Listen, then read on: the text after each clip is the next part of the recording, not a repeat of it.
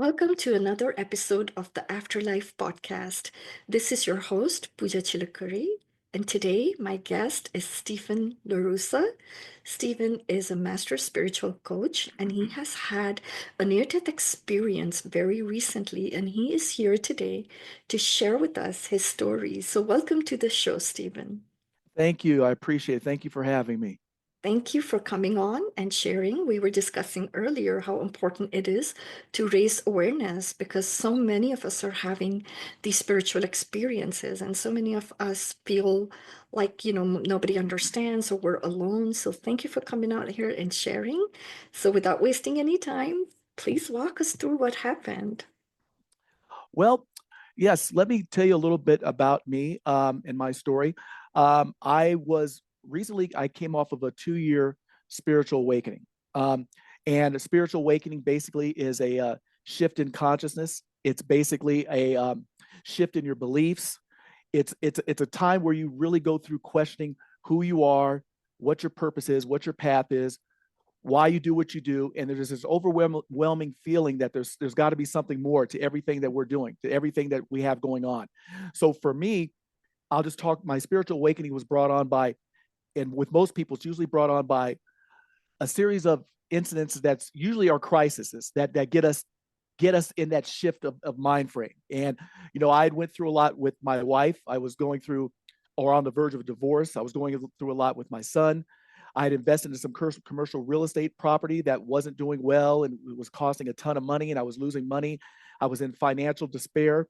And all of that caused a breakdown and a shift in consciousness. And once I started shifting in consciousness, I started questioning God, this can't be what we're here for. It doesn't make sense for us to live 70, 80, 90 years chasing society's ideal of success and wealth and money, and to spend our whole lives accumulating or trying to accumulate this. And there's got to be more to it.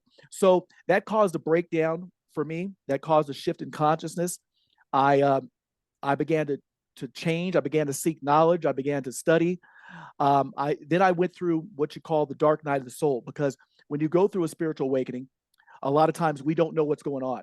Sometimes we think we're going crazy, or we're having a mental breakdown, or what's wrong with us, and it's hard because you can't really talk to family or friends because they don't understand, that they haven't been through it. You know what I mean? And when you try to talk to them, they say you need to go get help. Something's wrong with you. Go see a doctor. All these kind of things that don't apply when we're going through a spiritual awakening. So I went through what they call the dark night of the soul, which was a deep depression, a deep, you know, uh, a depression, questioning what I'm going through, wondering why I'm going through it, feeling depressed, feeling sad, feeling confused. I would say borderline suicidal. Like I just don't want to be here anymore. I just don't want to do this anymore. And it was a rough time. I had no one to talk to. I tried going back. I have a Christian background. I tried going back to the church. The pastors and whatnot. They really didn't understand it. They really couldn't help me. And whatnot. So, make a long story short, I came out of that, and once you really go through a spiritual awakening, you cannot go back to your old life. You can't do the things you used to do. Those don't resonate with you anymore. You can't hang out with some of the people. Some relationships will fall off because you've elevated to a higher level of consciousness. You can't, the job that I used to do, I couldn't do it anymore. I tried two or three jobs and couldn't understand why I couldn't do it. It just didn't resonate with me. I didn't feel right. It felt like there's something more I'm supposed to be doing.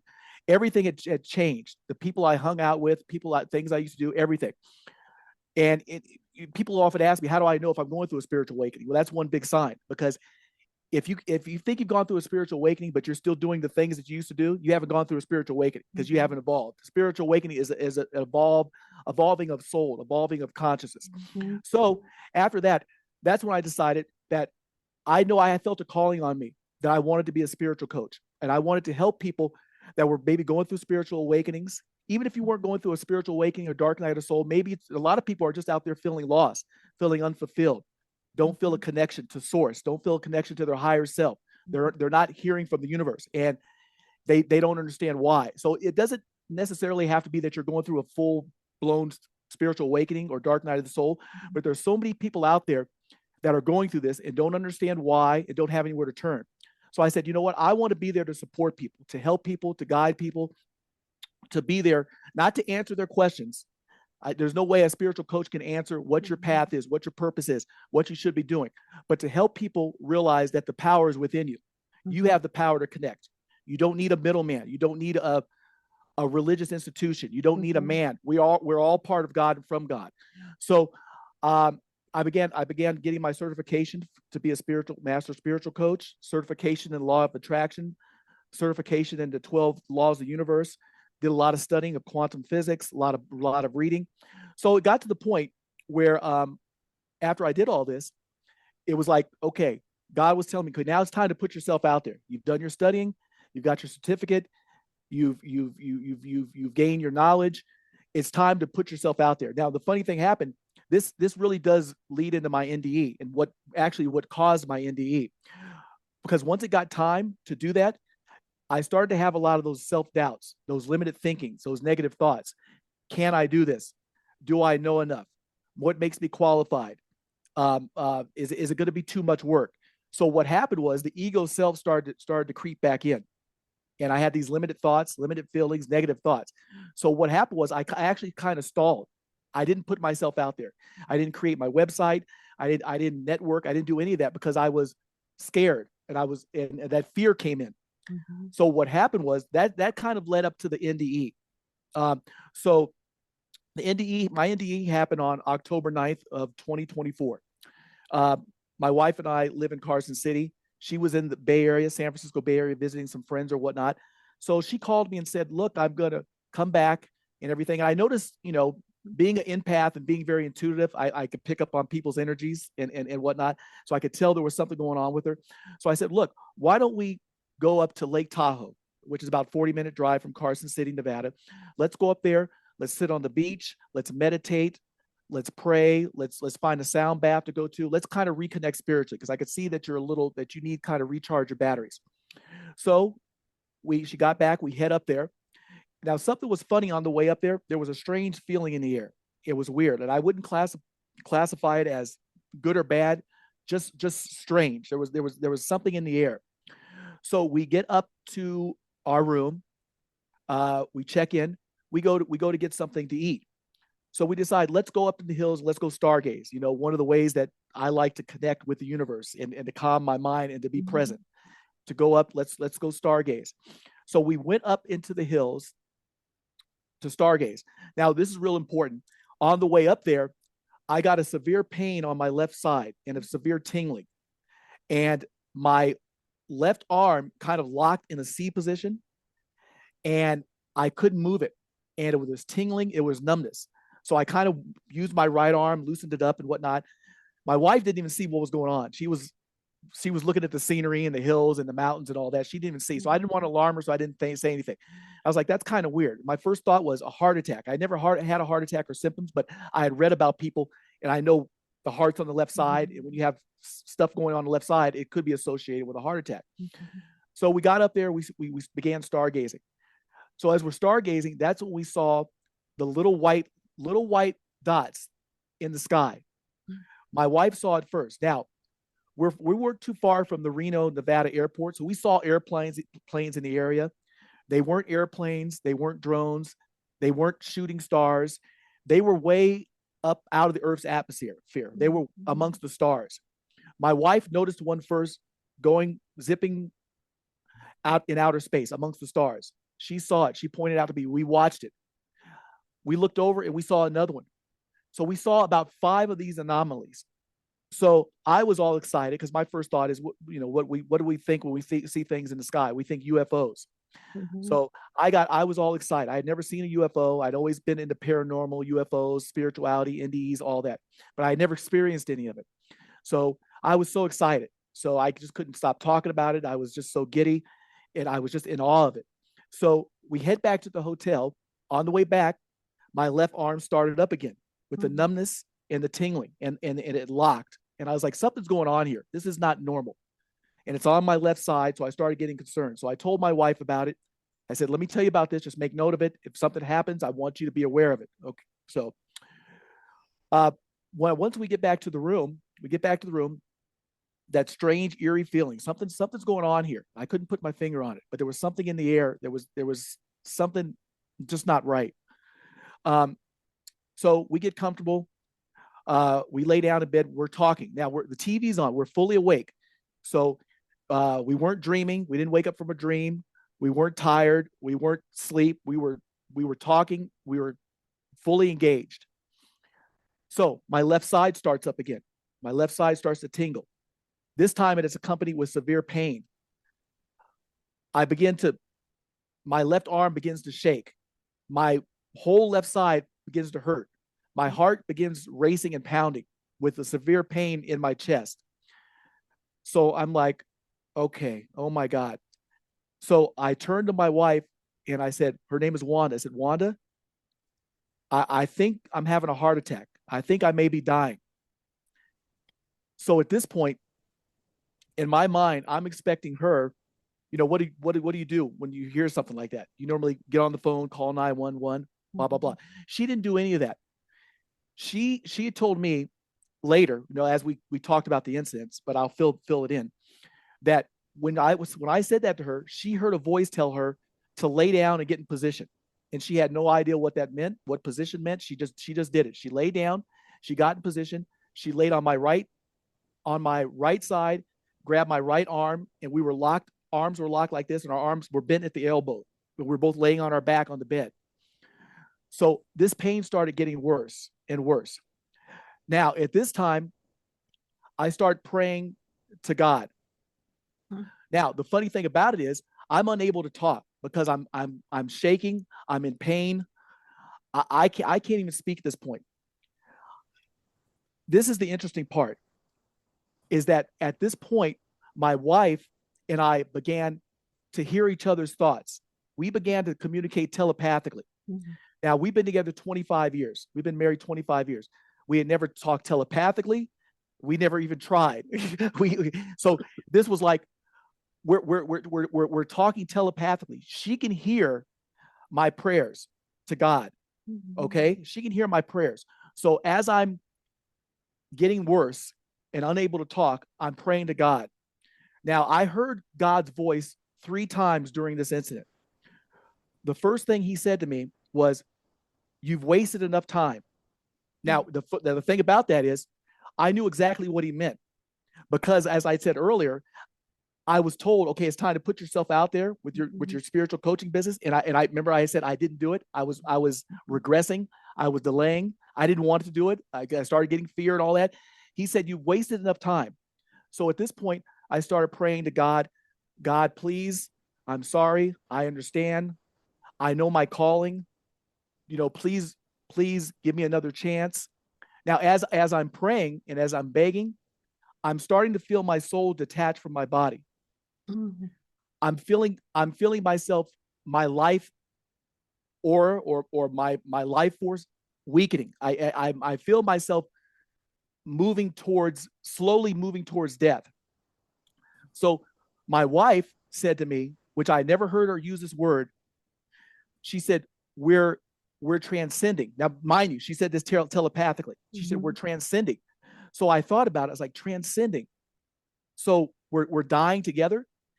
And she said, I feel the pains too. So she had started feeling my pain. And I don't know if this was her pain, or she was feeling my pain, or if it was her separate pain. I don't know. But she said, I feel it also. I'm getting the pains also on my left side. So then I thought to myself, oh my gosh, we're dying together. We're dying. We're gonna die together. We're dying together. So I don't know. You have no concept of time when you're going through something like this. So I don't have no idea how long this went on. So I kept praying. But as I was getting weaker, I realized my prayers weren't doing any good. I was steadily fading. So at this time, I kind of said, okay, I'm begging God, I'm pleading with God, it's not doing good. So at that point, I was ready to give in. So I said in my mind, I'm just going to give into this. At least we're dying together. At least we'll die together. Mm-hmm. And that's fine. As soon as I said that to myself, my wife telepathically said to me, Stephen, fight, fight, fight, fight. Don't give up. So when she said that, that gave me a second win. Mm-hmm. At this time, I heard God say for the second time, he said to me, all this information and knowledge I've given you, and this is what you're doing with it. This is what you've done with it. And I felt so bad because I knew exactly what he was saying. Because during my spiritual awakening, I was receiving so many downloads from God, so many messages, so many things that weren't of me, so many things that I had never heard of before. And I would research, and he was opening me up to so many things, giving me all this knowledge, preparing me for my calling. So I started begging again. God, I know, I understand, I know my calling. I know what I came here to do before I incarnated here. I know I agreed to this. So it's not just a calling, it's something that I agreed to do before I came here. I begged, God, please don't do this. Don't do this. Don't let me die here on a bedroom, on a bed in a hotel room. Please. This can't be how it ends. It can't be. Please don't. Now, my wife later revealed to me, as we talked about it, that she only heard God once. And she heard a voice. God said to her, "And why should I leave you here?" And she said his tone was kind of sarcastic, like a sarcastic tone, yet firm. And she only said one word. She said Jordan, which is our son. That's the only time she said, that's the only time that she heard a voice during our NDE, because we were having a joint NDE. But it hit me a lot harder because the calling was more so on me. So as I'm begging and pleading, again, now I'm beginning to call on Jesus. I'm calling on Jesus. Nothing's working. Now I see myself going through space, going through darkness. First it's darkness, not space. Then it's space. Then I'm out amongst the stars in the universe. So I'm seeing the stars. Then after I went from darkness to going through space, that's when I began to see the white light that so many people talk about during their NDEs. And I said, oh my God, I'm heading towards the white light and I'm fading fast. Nothing I'm doing is working. So at this time, I began to give in again because I figured, okay, God's heard my prayers. Nothing's working. I've called on Jesus. I've told God, I know my calling. Please give me another chance. But I'm steady fading. Now I'm starting to head towards the light. So I begin to give up again. As I begin to give in again, and I'm totally fine with giving in to death. And I think the main reason that I fought wasn't because I had a fear of death or fear of hell. I don't believe in hell or anything like that. I was fighting because of I didn't want to leave my wife. I didn't want to leave without fulfilling my calling and doing what I was supposed to do. I didn't want to go out in that manner. I didn't want to leave my son, my mother. So I wasn't scared of death for me. I was scared of death for other reasons, for those reasons. So as I'm about to give in totally, telepathically, I said, I don't even know why I said this. I said, it didn't even seem like me. I said, Wanda, help me. And it's funny. I called on her for help. It was like a last ditch effort to call for some reason. So as I called on her for help, during the whole time when I was hearing her prayers and she was communicating with me and I was hearing her prayers telepathically, this is the first time that during the event that either one of us talked audibly out loud. So when I asked her for help, please help me, she sat up in the bed and she began to speak in tongues. Now, we had been together 25 years. This is probably the second or third time I've heard her speak in tongues. So I've heard this before. So when I heard it, it didn't surprise me because I had heard it before. So, but now you know how sometimes when you hear somebody, but you're not really listening. So I can hear her now, but as I heard her, I went back to praying. Now this is the third and the last time I heard the voice. As I was praying, and I wasn't really listening to her, although I heard it, God told me, he said, Stephen, be quiet and listen to your wife. And I was like, okay. A calm came over me. I was coherent. I looked to my right. As soon as I looked to my right, she stopped praying in tongues and she began speaking and chanting in African languages. Now, my wife and I been together 25 years. The only language we know, I can assure you, is English. She starts speaking in African languages. Now, I know an African language. I know Italian. I know Spanish when I hear it. I don't know what the words mean, but you know the tone. You could tell what it is. She starts speaking in an African language, and she starts chanting and speaking fluently. So I'm like, oh my God. So I'm focused on her and I'm listening. And now I'm blown away. I can't believe this. I'm like, This, everything you would think, this doesn't make sense. I don't understand it. How could this be? All Mhm. that we think in our rational mind. But you got to understand something. The spirit world doesn't work on our ration, on our worldly thoughts. When you try to comprehend things from a worldly view, you try to you understand spiritual concepts, you're never going to get it like that. She goes from one African language to another, chanting and speaking. Now, I'm going to assume, I think it's safe to say, I don't know for sure, that she was praying, she was praying in these African languages. She spoke three different African languages, chanting and praying.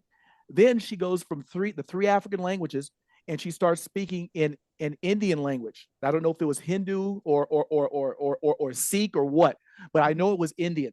She Mhm. starts speaking in Indian language and doing Indian chants fluently. And I'm like, oh my God, oh my, I cannot, I'm blown away. I cannot believe this. I cannot believe this. Now, the funny thing is, when she started doing that, all of my prayers, my calls to God, telling him I know my calling, telling him to give me another chance, all that stuff, none of that stuff worked. It was only when she began praying to me and I guess interceding and praying in those other languages where that's when I felt my soul being slowly returned to my body and coming back Mhm. into my body and moving away from the white light, Mhm. back through space, back through the darkness, and back into my body. That's her prayers brought me back. So afterwards, I got up, I looked over at her, and she was in a trance. You know how you see somebody and they're Mhm. like a daze, like they're asleep but their eyes are open. She Yeah. was in a trance. So I didn't want to say anything to her. I didn't want to bother her. I realized later on, oh my gosh, God actually told me to be quiet and hush so I could be a witness to her speaking these languages. So that Mhm. I could be have a testimony and be and it's almost like I got from that, it's like, I want to prove to you this is real. This is not a dream. It's not lucid dreaming. You're not hallucinating, because there's no way that your wife could speak these languages unless this was real. And I want you to be quiet and focus in on this, and so you could be a witness to this. Mhm. So I began pacing the floor. I started thinking about the day. I started thinking about the events. I'm pacing the floor. So go back to the hill and seeing the anomalies in the sky. It was brought to me, Stephen, those weren't UFOs. Those are your angels. Those were your Mhm. angels that were near. Now, that's all I know. It wasn't told why they were near, what they were doing, anything. My guess is, and what I get from it was, obviously they knew the events to come. And I guess they were near, they were close, they were Mhm. showing themselves. Mhm. You know what I mean? They were showing themselves to us. But Stephen, they weren't UFOs. Those were your angels. So I'm pacing the floor trying. I look over my wife. I can see she's coming out of it. I ask her about it. Do you know what just happened? Do you realize that you just spoke in different languages? Do you know that? And she, at first, she didn't remember it. She said, I don't know what you're talking about. I have no idea what you're talking about. As time went on, slowly it started coming back to her. She said, okay, yes, I do remember. I have no idea what I said. It didn't even feel like me. It felt like I was being, I don't like to use the word possessed because it has a negative connotation. You know what I Mhm. mean? But she was taken over by the spirit. I'll put it that way. Yeah. So we we've ever since then, and that happened in October. I had a lot of signs and synchronicities from my spirit guides and angels. My third eye, for 2 or 3 weeks after that, wouldn't stop tingling. It wouldn't stop vibrating. You Mm. know, little pains, little tinglings, little Mhm. vibrations, and it just opened me up. This spiritual experience opened me up even more, and that gave me the confidence, like, okay, I've had an outer body experience before where I saw the light and felt the love. People always talk about the love and the light and feeling that, and I agree, God is love. And of course unconditional love, the most unconditional love that you can experience. But this experience for me, this NDE, everybody's NDE is different, they go through it for a different reason. This was more like a spanking, like, say, okay, you need a little bit of tough love. You've been told what to do. You know your calling. You need to stop playing around and get to it. Don't worry about it. Stop fearing. You have the support of the universe. You have the support of the angels. You have the support of me. Stop thinking that you're not enough. Get out there and do what you're supposed to do. So, needless to say, ever since October, I've had a fire lit under me where I've really taken that to heart, because this is something that I'm not going to play around with. God, I feel like God's giving me a second chance, and I'm not going to fool around and think that He's going to give me a third, because you know what I mean. Because I don't know, because it's almost like He was saying to me, if you're not going to do what you're going to do, you've wasted so much time and so many years over your life. and you haven't come into this, it's almost like, well, what are you here for? What do I need to keep you here for? It doesn't make, if you're not going to step into this and do what you need to do, you don't need to be here. That's the feeling I got from it. So, needless to say, ever since then, I've been a different person. It's changed me to realize that when it comes to spiritual coaching, it doesn't, your degrees, your certificates, all your wisdom, reading books, all knowledge, all that's great, but nothing beats experience. I realize I've been through a spiritual awakening, dark night of the soul, now NDE. I've lived it and I've experienced it, and nothing beats experience. So now I've that's given me the confidence and given me the swift kick I need to get going and get over that fear, to get over those limited thoughts, to realize I have the universe supporting me and my calling, and I need to get to it. Wow. Thank you so much for sharing all that, Stephen. And you Yes. have answered a question, my very first question that I was going to ask you, because a lot of people that have had near-death experiences, um, that usually leads to their spiritual awakening from the stories that I've heard. But in your Exactly. case, it seems like it was reversed. You had your spiritual awakening first, and Yes. then the NDE.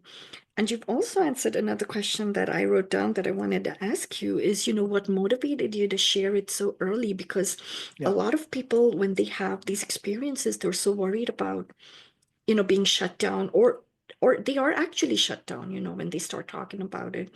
Yeah. And this fear of nobody believing them or judging them, and myself included, I've had a series of spiritual transformative Yes. experiences, and I didn't talk about it for many years.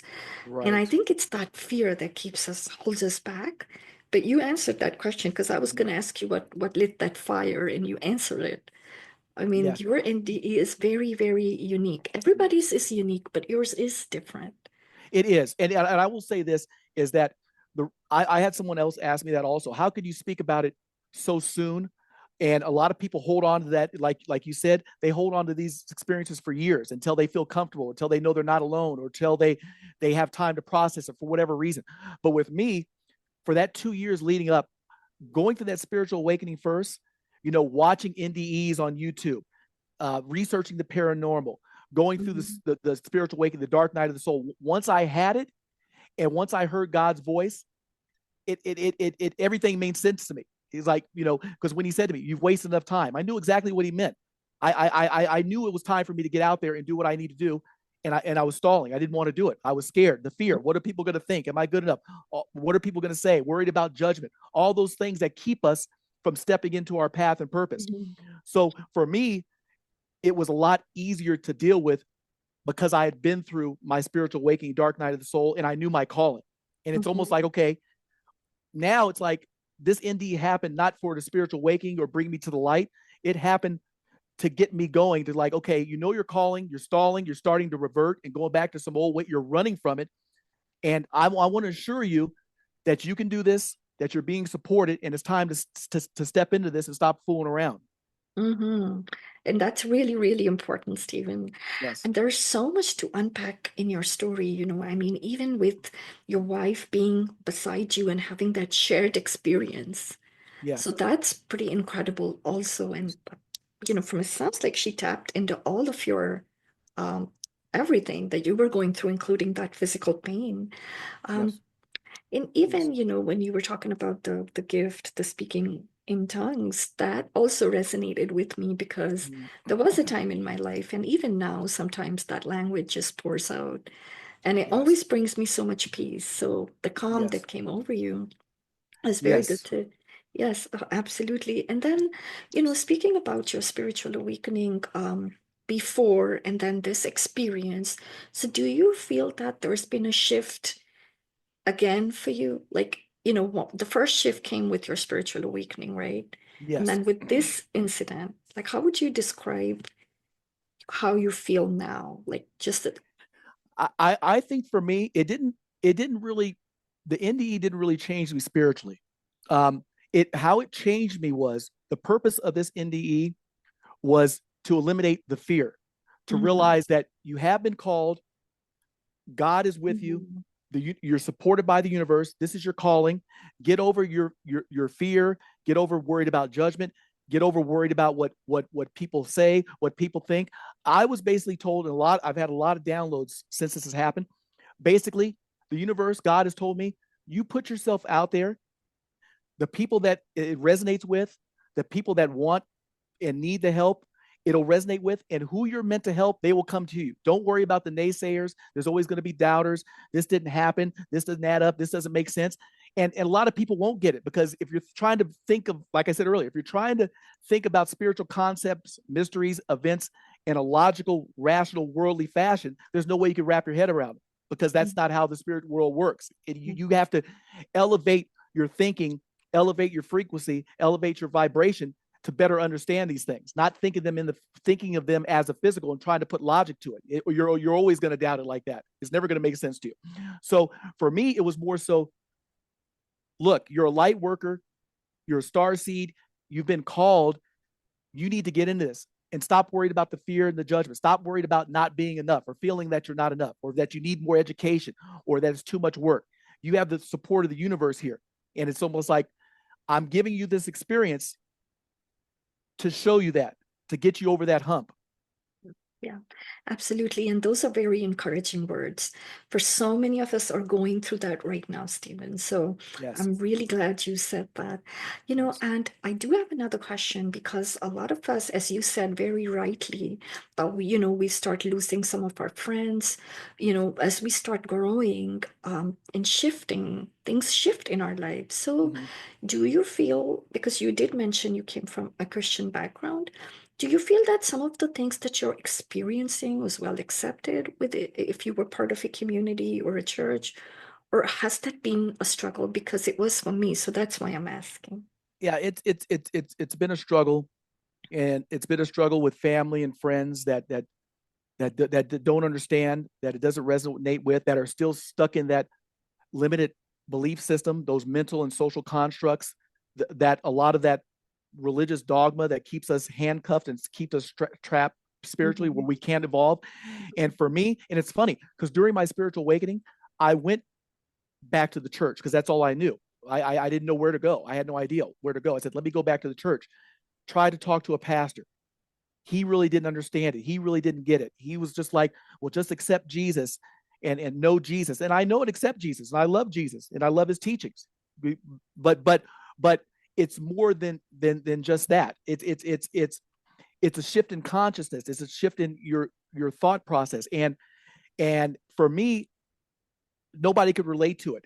And Mhm. and I tried to stay in my old ways, and like I said, it didn't resonate anymore. It wouldn't resonate with my soul. So Mhm. it's very hard to have to let go of some people. I try my best to explain it to them, and I send them information to try to be able to kind of get it. But I've had some friends that I'm not friends with anymore.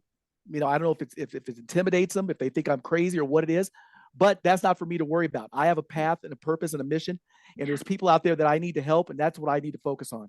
Yeah, we definitely have that in common then. My Yes. spiritually transformative experiences were actually with Jesus, but it Yes. was not received by my church community because it didn't seem to align with the dogmas. And so, Right. I did end up losing a lot of friends. So that's why I asked, because that part of the journey, I think, is so hard for so many of us. And I Yes. think that also may be one reason why we play small, in the beginning, anyways, Yes. because you're coming up against that friction constantly, right? But you Yes. said something very beautiful, that the universe, God, they all equip us. We're Mm-hmm. not alone. We definitely No. are not alone. And No. you're helping people with your coaching. So I want to talk a little bit about that, but can you elaborate a little bit on your process when you're working with people and helping them to connect with themselves or with God?